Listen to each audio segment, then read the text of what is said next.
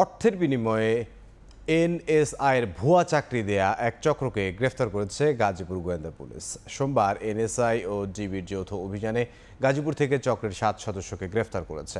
DB জানায়, ভুয়া প্রশিক্ষণ শেষে এনএসআইয়ের চাকরির ভুয়া নিয়োগপত্র প্রদান করে আসছিল চক্রটি। প্রত্যেকের কাছ থেকে নিত 10 থেকে 15 লাখ টাকা। ঘটনাস্থল থেকে কয়েকটি কম্পিউটার, ল্যাপটপ, মোবাইল ফোন, সিম কার্ড সহ বেশ আলামত জব্দ করেছে আইনশৃঙ্খলা রক্ষা বাহিনী। হাতে নেওয়া অর্থ নীলফামারীতে চক্রের আরেক সদস্যের কাছে আছে বলে জানিয়েছে ডিবি। চক্রের বাকি সদস্যের খোঁজে আইনশৃঙ্খলা বাহিনীর অভিযান চলছে।